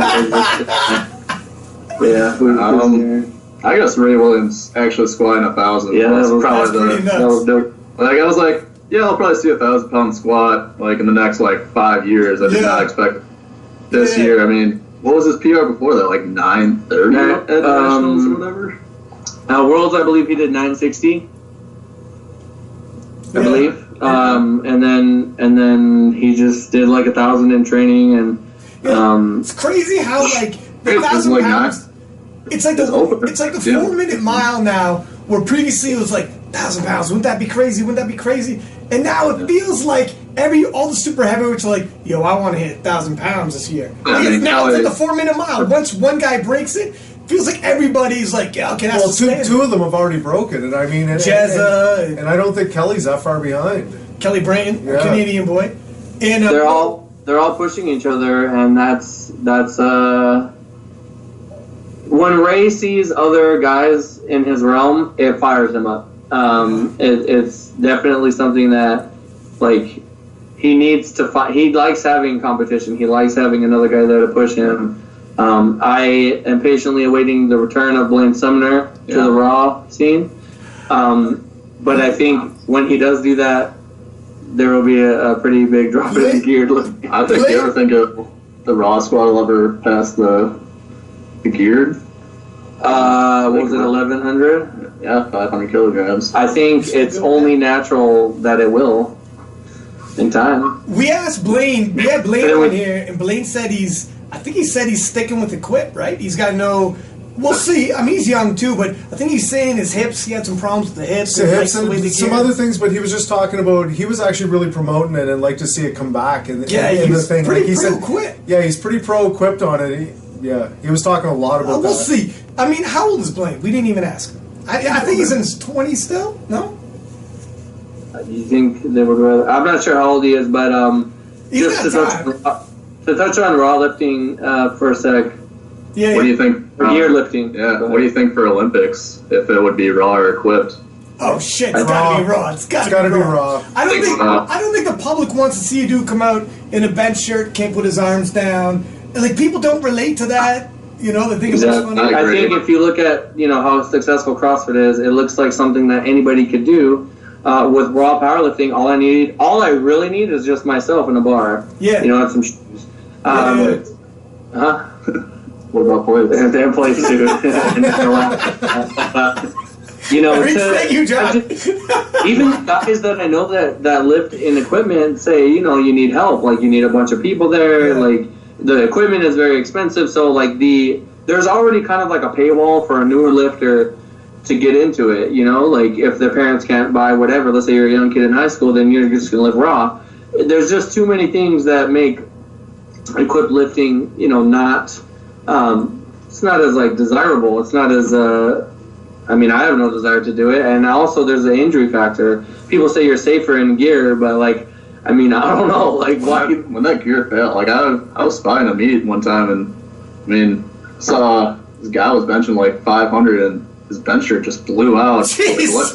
Let's caught it, but it was like, Jesus, man. I've seen like dudes. That's terrifying to feel like shit that just blew out. Yeah. That's like Iron Man loses his fucking jetpack when he's in the air. You know? Yeah, exactly. Well, yeah, and beyond even like the guys having to put it on and money wise, take even all that aside. If I'm honest, interest wise, I'm not as interested watching somebody with like can't put his arms down wearing a suit. You know, it's because like a lot of guys asked me like previously before the like IPF went classic, like why do you guys, if it's a strength sport, wear a shirt that lets you put on 150 pounds onto your bench? You know, it's harder for the public if you're not already in there to buy into that. You know what I mean? Yeah, I agree. It's just one more thing for someone to be like, oh, he benched 500, but you know that shirt probably got like fit or whatever. I think it's just that's one of the reasons I've stuck with Raw is I don't want someone to be able to be like, oh, that's because he only hit that number because he had, you know, a squat suit on or whatever. Yeah. The IPF itself is sitting around 215,000 members now. Yeah. There's not, like, we don't really know the data on what's equipped and what's not without really seeing. But Gaston said it was pretty close to 50-50, but he said Europe, slightly more. Europe was really based on the equipped, but I think the Raw just blew up, and I think what Joey said was it's so much easier to get into. Literally, you throw in a pair of Chuck Taylors and go compete. Like, you rock and roll. You know, you can use anything and start your first meet, where before you can't even find a gym that has equipment now. That's what's crazy about Blaine Sumner. You see his Instagram videos. First off, the guy gets fucking crazy jacked up for his videos. Like he's like an animal in his videos. But he's wrapping his own knees and shit and training. I feel like his equipment's a little bit looser. He lifts alone, obviously, so it's not like he has a bunch of people there to help him. But you know, his suit looks relatively loose. It might get tight in the bottom, and then his wraps. He does. If you watch him rap, he doesn't even put them on tight. He's puts them on, like he just places them on his knee. He doesn't like crank them. He doesn't have 6. He places them. It's a suggestion so that's the thing. You know, talking about he squats in flats. He's a very hip hingy type of squatter. That those wraps are gonna help him, but not nearly as much as the suit is because it's all on his hip. You know what I mean? Yeah. So who knows? He might have a super strong squat, like without the wraps, just in the suit.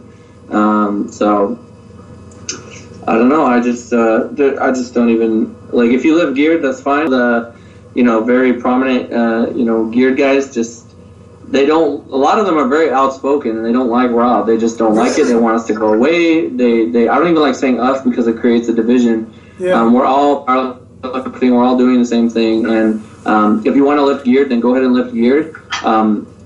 Be real with yourself. If you know that you're not like if I could be the #1 geared lifter right now, or I could get top 8 at nationals and staying Raw, I'm gonna lift Raw. I don't even care about lifting #1 geared. So yeah, I think that goes both ways. I think there's some Raw guys that just throw shade at equipped lifters. Like, well, they're still handling, 800, 1,100 pounds. That's still impressive. I just think a lot of geared lifters feel like they were here before and they paved the way, and that we wouldn't be where we're at if it weren't for them. I'm not gonna I don't want to really get into it because it's up to each person to decide what they believe. But I just think if you want to lift geared, go ahead. If you want to lift Raw, then do that. I mean, I think for the youth, I think Raw is obviously it's easier to get into. Equipment is definitely it's what'd you do today? Oh, I spent 3 hours working up to a single in my suit. I did that today, and because John's just can't go anywhere without flocks of girls just coming up to him. Oh yeah. Yeah, there's the whole controversy with collegiate nationals this year. How they put the Raw guys on the weekend, and all the equipped guys are pissed off about that. But it's how else are you gonna make the sport grow? You're not gonna get new powerlifting clubs at a school without at least you're not gonna get new equipped powerlifting team out of nowhere. You're going to get a new raw powerlifting team. It'd be a and lot then easier. Maybe someone comes along that knows equipped and it's going to, teach in 20 years. Yeah, unless you teach the equipped or you got a sponsor who's going to buy all the equipment, because these university kids aren't going to go out and buy all that gear to try it once or twice. It's like playing football. You know what I mean? If they don't give you the stuff, you're not going to go out and buy all that stuff to play your first time to see if you want to play. And you may or may not even like it. I'm going to try this out. Drop $1,000 on it. Yeah, it's not really like, you can't really share a suit. Like if I had a suit, I would go to John. You know what I mean? But I can give my straps if he needs. I can give him my belt if he needs. I can give him my knee sleeves maybe if we need to. But I don't know. Well, knee sleeves more than belt probably. Yeah. I could probably. Whoa! Easy. We can adjust it, but I mean, I train in 2XL SPDs and then I compete in the XL. So. No, I mean, John, you like which knee sleeves you like? I like the strong sleeves right now the most. Yeah. So, and I know guys that really like those, and I know guys that don't. But I think they're a fine economical knee sleeve, and but if you lift in the IPF, you have to use what they tell you. So this is true. This is also true. That's definitely and that's another topic that. I think it should be like, what does the lifter have and what are they able to do versus, I bought these knee sleeves, but I didn't know I had to have this one, so now I got to spend more money to go out and buy that. But those restrictions definitely like put money in the pockets of those companies. So that's I know that we're getting close to like a nice little utopian little like powerlifting world where like everybody can do what they want and we're all going to be on the same page and stuff. But until we get there, we just got to keep. I'm gonna keep pushing this guy as hard as he can, and I'm gonna keep doing what I can with my people, and we'll see. Maybe we'll catch the attention of. Someone big someday. We've had you guys for a while, so we'll wrap it up. But I got one last question I want to ask you guys, and you guys have been amazing. This is an awesome interview. Thank you. If for both you two, how would you like to be remembered when all this is wrapped up and you look back? I guess I'd like to be in the realm of like Ed Cohen, all those, like be one of the legends of powerlifting would be lifetime goal. Like I want to be. Oh, maybe Ed Cohen's the best of all time. Maybe John Haack. That would be... Yeah. On that Mount Rushmore. Maybe it's doable, but, I mean, hopefully Joey can help me get there. It's already happening. It's already... I think that, that Gibbs Haack session is going to be remembered for a long, long time. John is definitely in a position to be, he's going to be like... People are going to be like, dang, man, you remember that guy John Haack? Yeah, man, he used to freaking compete drug-free with freaking enhanced dudes and was beating them. Like, he was in the ballpark, da-da-da-da-da. Yeah. And he's already doing things right now that are just, like, insane. And I think the key is going to be to keep him healthy and, just keep communicating like we do, keep doing what we're doing. And then if we need to, we'll make the adjustments to keep John moving forward. And, to transition into how I would like to be remembered, I would like to be remembered as someone who was not, I am a coach, but I don't want to be like defined by, one word. I'm many things to many different people. I don't just write programming. I mean, I write their program, but I also, I'm a mentor, I'm a guide, I'm someone to show them that they are worth more than what they might think, that they're capable of more than what they might think. And I want people to look back and be like, Joey worked with some of the, best lifters of his time. He built his lifters from the ground up. And he, if anybody saw at Nationals, like, I freaking died. I died helping people. I just died. Did you win an award for your team? Yes. Oh, we won the men's open. I gotta say this because we're here now. So we won the men's open team award. Okay. Yeah. And not only did we win the men's open team award, but we won by more than double the points of second place. So I think second place was like 21, and we were like 43 points. If you were to just subtract Jesse Norris, right, just take him out. Take him out completely, and don't give me the obligatory 3 points that every person gets. Just take him out. We'll go 4 mans in. We still win. Bench him. Keep him on the bench. It's a healthy scratch. But I worked so hard to make that happen. I literally coach people every single day. I lost sleep over it. I sacrificed my own performance, to make that happen. And it was just like such a great feeling to like have that. Dude, is it in here? Hold on, let me see. Here it comes. No, it's in my garage. But to take that home and just like post it, in my team group and show everybody like, yo, like this is for you guys. Like you guys came out here from all over the country to compete, and regardless of like the 83s kind of got screwed over because it was the first time we ever had prime time. Yeah. And they didn't really know how late the meet was going to run or whatever. And, all right, so John's opening deadlift was like 661. It was like the fastest I've ever seen him move that weight. Like, blinding speed. Like, you blink and it's done. Yeah.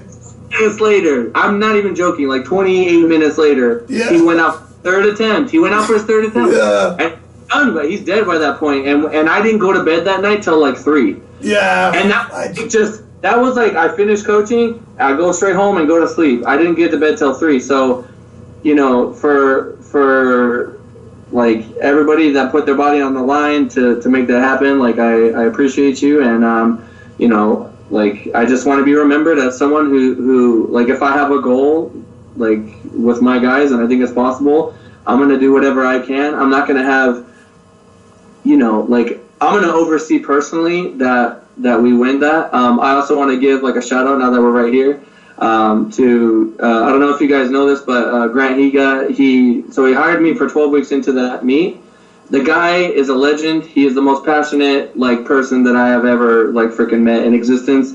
He told me, and talk about pressure. You talk about $40,000 pressure. How about a freaking 300-pound Samoan guy like Joey? I want to win nationals, and I'm willing to do whatever it takes. He told me this probably like 50 times in the 12 weeks.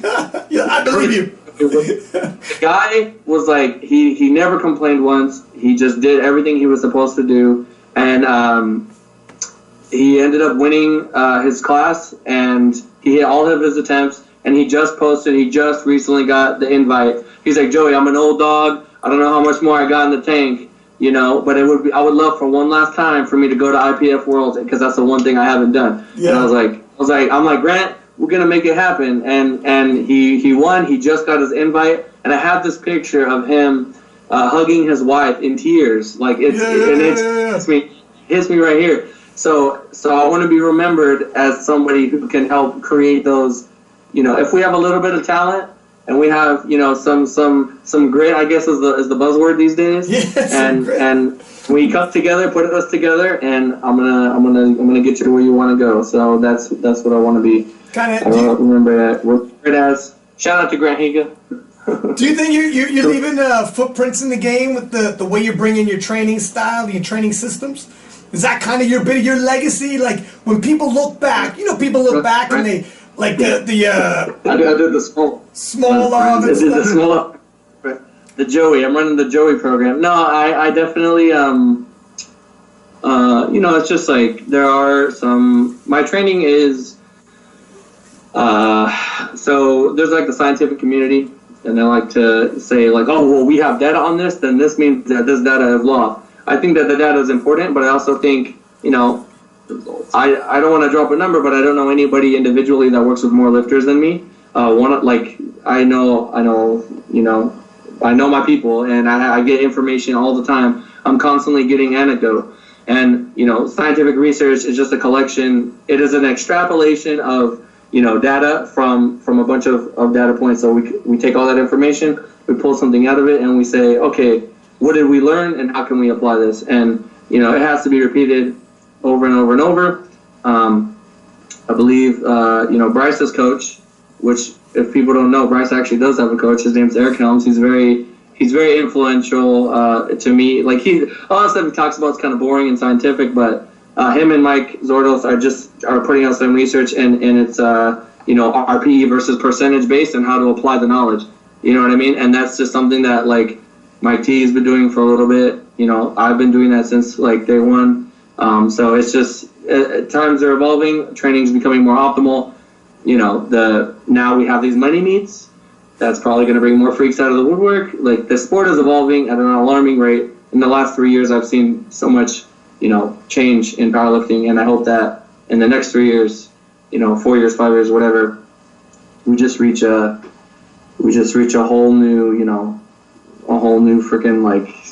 we might be doing this podcast in a couple years from now, and we're gonna refer back to this day. No shit. And remember when we were talking about X, Y, and Z, and now X, Y, Z is happening. So that's right. That's right. Any shout-outs you want to give before we peace out? Any sponsors? How about your new sponsor? Shout out to my sponsors. Madtown Fitness. It's gym I train at Madison, Wisconsin. My supplement sponsorship, NFP Gear, NFP Supplements, and then my clothing sponsorship, A7. Definitely recommend their shirts especially if you train like a commercial gym. Like I hate benching at commercial gyms, but kind of helps a lot. So for shout outs, I guess first one I just want to say, shout out to the Flexx Training Systems family, wherever you guys are across the nation, across the world. I love you guys so much.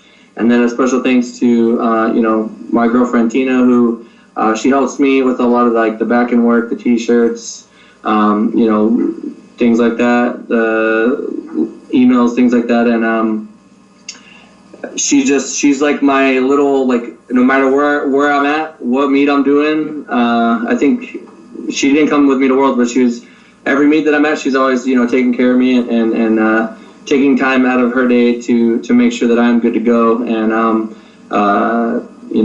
shout out to you, Tina. Love you wherever you are listening to this. There you go. Team Flexx is in the building. Thanks, guys. We'll talk again. Damn, that's a hell of a. We might have to break that one in two, but we had a lot of ground to cover. Yeah, it was a good interview. There was a lot of good stuff on there. It was interesting. It was a lot of just like Joey talking a lot about just interesting stuff and his view on where he wants the IPF, just powerlifting in general to go, which is a lot of what I think other powerlifters feel too. And it's just seeing it being more broad spectrum. Less behind the doors. You see, like what he was saying about in the perfect world, there's not a million different feds. We're all on the same page, but I mean, obviously you're gonna have tested, untested. You're never gonna see eye to eye on that, and then the levels of gear. It's tough, man. Like a lot of different sports don't deal with that. Hockey's hockey. Football's they got Canadian football, American football, but it's a double sword there on that one because you say a lot of them don't deal with it, but they do. It's just that there isn't a tested, untested. Like we define it as two things, but you tell me in what sport they're natty. Like you got it just is. You know what I mean? Is there another sport besides bodybuilding? No, but like that. Like I don't know if there is another. Yeah. Well, for a while. Okay, but what I'm saying is, look at even Major League Sports. You look at Major League Sports; they're supposed to be natty, right? But I mean, they're somewhat tested, somewhat not. I mean, they're not. That's what I'm saying. Like we define it as tested, untested, but there's so many sports that I mean, you don't know. Oh, you can't NFL. Like you brought up NFL. Come on, man. They're definitely not natty. Major League Baseball. Oh, and they're definitely not natty. But and this is what we kind of talked on there too. You got billions of dollars involved. You try to give somebody $50 million. Everybody you know is set for life. You might be like, let me see if I can't pass this test while I'm not natty. And then you got, like you touched on it with the Olympics, like all these lifters and stuff. I mean, the Olympics is supposed to be the most natty of it all, and I mean, it's just non-stop pop positive. Like guys getting stripped 10 years later. And that's just who they're catching. If you think the rate to who they catch and don't catch with the test, because your tests don't catch everybody. So just because you caught him and you didn't catch him doesn't mean he was dirty. He wasn't. There's got to be some failure rate. So you caught that many. How many are you not catching? Put those together. How many flipping guys are dirty? Well, the thing is like how much of a program do they need to put in place where it's not so unbeatable? Like, you know, like the out of contest, like out of competition testing and stuff like that, where they blood testing, like the whole thing, and catching these people, going after people, and targeting like people that you think, okay, this guy's, you know, light years ahead of everyone else. I mean, like cyclists, you know, guys blowing up their hearts, and they're supposed to be the fittest guys in the world. What the fuck is that? What the fuck is up? You know, so at least I do think, though, at least with powerlifting, the fact that we have an untested division gives those guys a sandbox to play in. If you are natty, the factor is, because if you take that away, those guys, A, aren't going to just all of a sudden stop powerlifting, B, aren't going to all of a sudden stop using. They're coming over to your sandbox and going to try to beat your test. So at least, like, honestly, like, I've always competed in the tested division. I feel no two ways about it. If you want to compete in the untested, that's fine. I don't judge. My idols aren't a sports singer, you know. Do what you do. Just make sure you're in the right the right thing. Yeah. But what I'm saying is, some of the guys who are so pro clean sports got to realize, with our sport in particular, the fact there is an avenue for someone who wants to go there means they won't be in your class. But if you take that avenue away, they're not retiring. And they're not just all of a sudden going clean. Just drop everything cold turkey. You know what I'm saying? You're not going to see Dan Green all of a sudden drop 100 pounds and show up in the USAPL. I mean, he might not. Like, he wouldn't. I don't think he's going to try to fool nobody. But I'm saying, like, he's the biggest dude, so he's easy to throw out there. But I just mean, like, in terms of these guys are going to go somewhere. So I actually think there's room for both. And not everybody believes that. I'm for clean sport, but there's something to be said. Well, we've had a lot of discussions with the Olympics and stuff. I think we hear so many different views of it that open our minds up to things that we didn't think of. I think there's a lot of good pros and cons, but it's I don't know. To see it get there is amazing. Like you said, there's some shitty fucking sports in the Olympics to watch. I mean, like it's not even worth turning the TV on. You know, the telecaster goes for lunch. Like, he doesn't give a shit what's going on there. This isn't the hype, but it's fake enthusiasm. Like, come on, man, you're a fucking water polo fan all year round. Yeah. Get out of here. But then you also take away from different events, like, you know, the Arnolds. Like, seeing that is I mean, you get to see the strongman, you get to see the bodybuilders. It's such a cool event to be at and see. So you're going to take away from that to do Olympics, and I don't know, like you have people that stand out, like the John Hacks and different athletes that are just amazing at what they do. But you're also talking about Olympians. You're going to have countries sponsoring athletes. Like we talked about. Guys will pop out of nowhere. It'll be a different ballgame. It's a different ballgame. Guys are going to step up because now it's something to train for. I want to, like, you know, you want to be the next Bolt. Like, you want to be the next powerlifter. Guys will start training their kids at 3 years old to do this shit. You know? Oh, John Hacks there'll be a shitload of them. Every country will have one John Hack. And then, so then you have 20 John Hacks showing up. So then you have a battle of, I beat you by 5 pounds. There is parts of what Joey talked about, though, that I really liked, is that how shitty there is money in this. Is that, you know, you're the John Hack, and honestly, like, I don't know the guy's financial situation, but like you said, going to Belarus, it's not on the table for some people. Man, how much that fucking cost? You know, maybe he got a real job. You know, he got to go to work every day. Like, you can't just. He does all these other meets. He's already booking time off. He can't book 2 more weeks off to go. So, and that's the thing. Like, you watch the Olympics, they're sponsored by, like, each country by Reebok or by Nike, and then thousands of other sponsors, and then you get the local guy who's got the Mattress King who's sponsoring them, and you know, they got so much different things coming in. So. If you're an Olympian, you're going to go to the Olympics. If you qualify, you're going. Whereas with powerlifting, economically speaking, well, how many guys when they had the Worlds in Orlando? How many Europeans? You know, Eastern Europeans, or even a little further, and then Asia, and even further away. Yeah. It gets tougher and tougher to expend. It's a huge, like, you're talking what, $5,000. If you're coming from Asia, you drop $5K. Well, $5K, man, that's a down payment on your house. How are you going to look at your wife and be like, we're not going to pay the mortgage, we're not going to buy the new, you know, you got kids? His instance right there, a couple $100 to drive over to the meet, $10,000. I get a chance of winning up to $50,000, or I get a chance of taking home a medal. I mean, I ain't taking away from what that medal means. It's huge, but he's already got it, so it's easier, And it's $50,000. Yeah, it's $50K, man. That's $50K. That's a year he might not have to work, train straight, you know. Yeah. Like, so you find out, next year's $50K, cool. I'm a pro powerlifter now. I make $50K a year, minimum, because if he wants to pick up clients, whatever the hell he wants to do in between, he could do it. It opens up everything. Yeah, man, it's a game changer. We'll see what happens. especially with Haack, if he wants to keep doing it, if this thing becomes regular, maybe he doesn't come back to IPF and it's 50K every damn year, or maybe he comes back and we see Haack. Well, like we said, we'll see what the transition is. I mean, after this happens, we'll see. I mean, if Haack does what Haack, like, you know, what his plan is in there, I think the transition, I'm not saying there's a huge percentage, but we will see more. Like, Cornelius is in that too. Like, he stepped out. Yeah. I mean, that's two big names. That's another cat we should get on here. Yeah, that's two big names that just walked away from the IPF for a year.